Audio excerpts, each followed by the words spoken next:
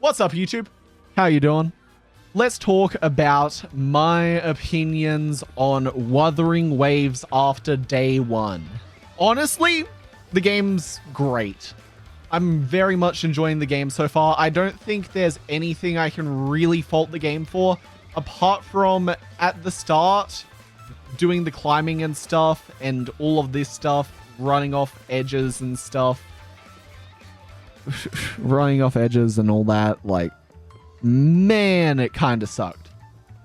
But otherwise, the game's been good. I only played through the first part of the story up until we meet Scar. I haven't played through too much yet. But I've really been enjoying the full gameplay of Wuthering Waves. Wuthering Waves is an amazing game so far, and I highly recommend it. But let's go over a few of the systems in the game. First up, the combat. How is the combat? Is it a 10 out of 10? Is it a 1 out of 10? Well, it's not quite a 10 out of 10, I'd say, because I feel like we haven't harnessed the full potential of this combat system yet with the current characters. I feel like in the future we'll have a lot better characters and a lot more filled out characters, a lot more complex characters. But currently, the characters are fun. But I feel like the combat system is currently an 8 out of 10, and eventually they're going to make it a 10 out of 10 as they continue to update the game and just make better and better characters. Next up, let's talk about the story. The story. How was the story? Was it good? Was it bad? Was it terrible? Well, the story was alright. I wouldn't say it's amazing by any means. I think there is some filler aspects to the story like any gacha. It's not going to be the best story you've ever played in any video game ever. But it is a good enough story to the point where I'm invested in the game. I'm interested in the story. I'm interested in playing more. I think it is a very good story, and I'm looking forward to playing even more of this game just for the story. Next up, let's talk about the graphics. Take a look. The graphics look amazing. And this is the starter area. This isn't one of the more amazing zones or anything. You can look over there. The whole game is beautiful. I love the graphics. I love how the game looks. I think the characters look amazing. The designs of the characters are very distinct, and I think the characters very much suit the feel of the world, and they also look amazing. I think the character designs are done very well. Talking about the characters, how are the characters? Well, I think the characters are great.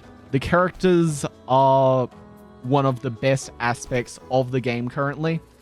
And even though I think they can make better characters, I think this is one of the best starts to a gacha game I've seen for characters, though I think we will see better and better characters like we saw with, for example, Chun-Li.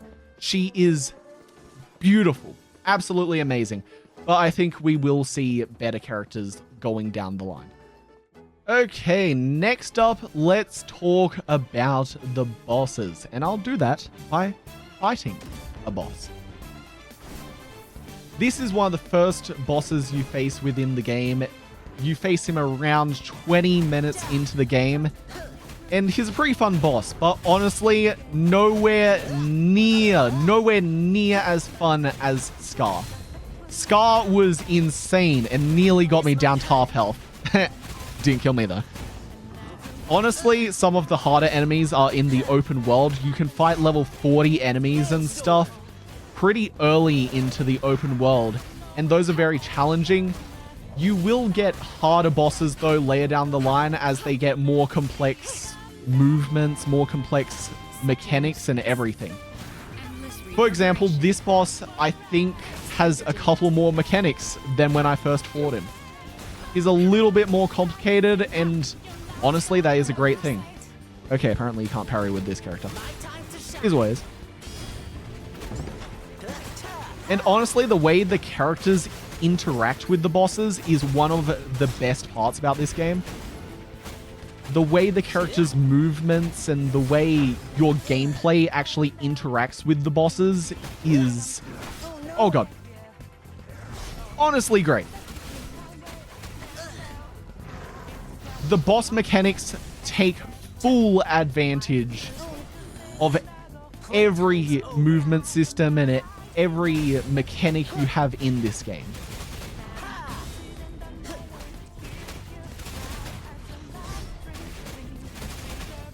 Woo! Beat him.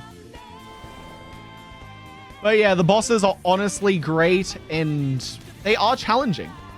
Some of the bosses are very challenging and even really hard to beat. I will say though, once we get to the end game, man, it's gonna be insane. One last thing though, let's talk about the gameplay loop. The gameplay loop, apart from just exploring the open world, you also have things like simulation training and what you saw just then, the bosses, which give you a really good cycle, I feel. And I feel like the end game in Wuthering Waves is going to be really great, especially down the line where we have even more end game systems. Anyway, that's all for now. Just a little bit more of a chill video from my stream today. Hope you guys enjoyed. If you did, like and subscribe, and I'll see you in the next one. Peace.